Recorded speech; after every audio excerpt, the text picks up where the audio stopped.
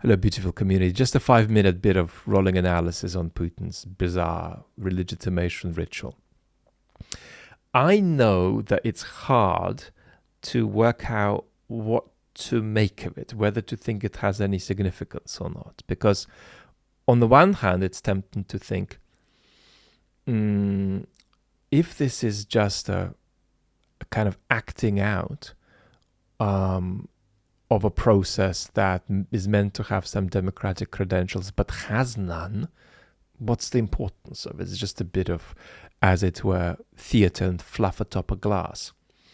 And therefore, what's the point of talking about it? Why am I seeing news reports about it all day long?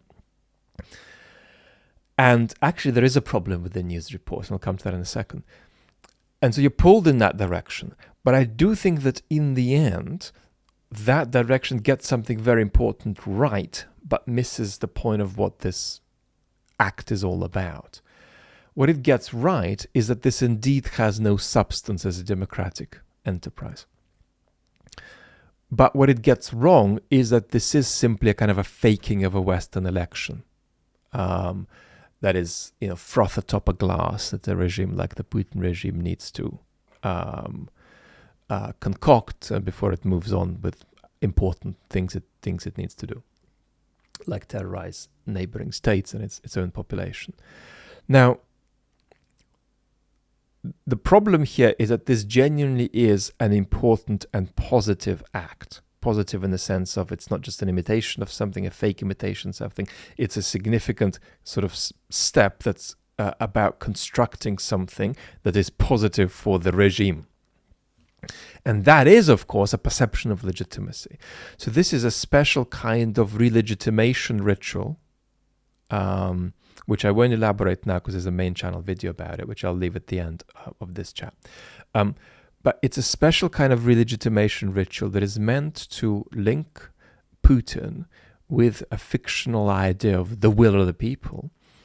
And that is not trivial. In other words, if the regime were to lose this story and lose this bit of theatre, it'd be flying up in the air with no support beneath it, unless it concocted an alternative mode of legitimation.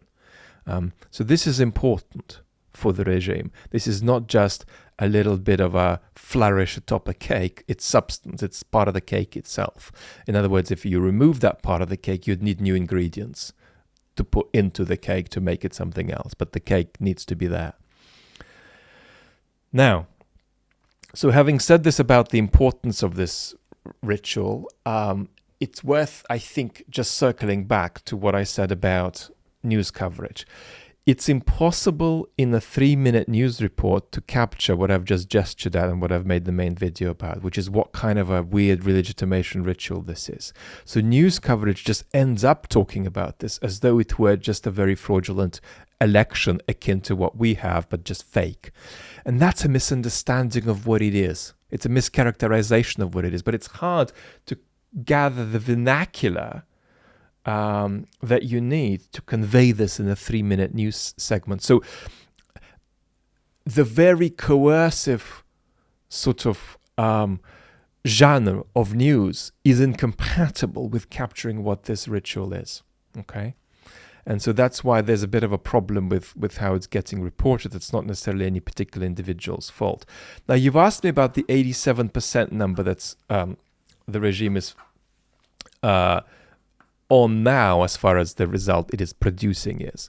What I'd say about that is that does run quite a bit ahead of what you historically expect, allowing for all the typical cheating and evisceration of democratic substance before the election and all the cheating during and after the vote is cast. So if you expect all of these layers of cheating to be standardly in place, you're looking at the result that's perhaps in the 70s. So even allowing for all of the democratic evisceration and cheating, this is high. And you might say, well, what difference does it make what they paint for themselves?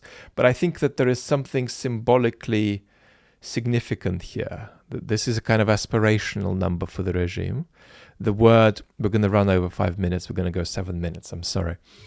The word unanimity sticks in mind here, and this is a word we've been introducing more and more, that the regime expects unanimity from the population and will be increasingly fabricating unanimity, not just a heavy majority. And there's this general sense about this 87 figure that, this is a regime that is feeling, we don't yet have the population that we need to have for the enterprises we want to execute and elaborate. So aspirationally, they're not happy with where they're at with the population, and so we're to expect a considerable degree of politicization and terror to come in years. So symbolically, this 87% indicates terror to come. Now, you've asked me a little bit about any trends that we expect and what I made of the noon action. I'd put the noon action just inside the point I've made. In other words, they're seeing that things are coming from beneath the cracks, that they still haven't dealt with sufficiently, and they need to deal with it if they are to go on in the way they want to go on over the years to come.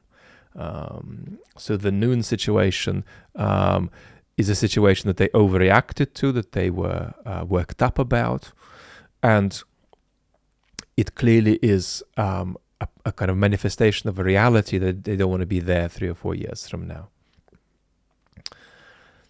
As far as trends, we've just mentioned terror. We should also mention potentially personnel changes in the regime.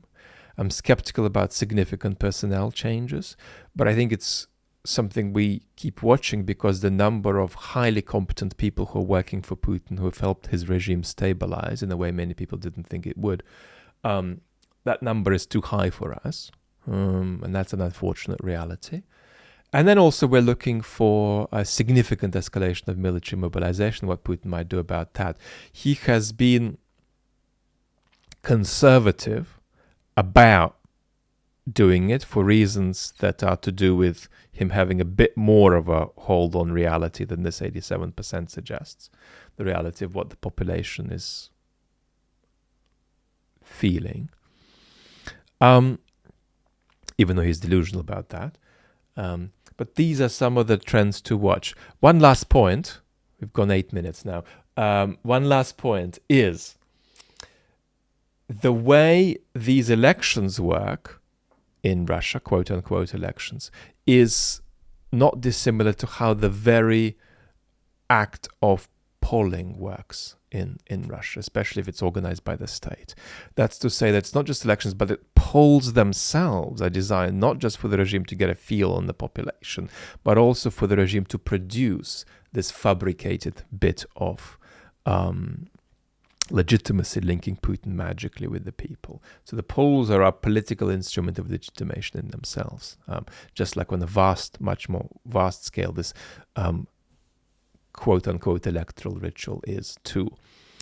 I do think that in terms of what this ritual is, the main channel video is perhaps the best video form introduction to it in English. If you haven't seen it, take a peek at it here, and I'll talk to you soon, next time probably in the Q&A. Lots of love.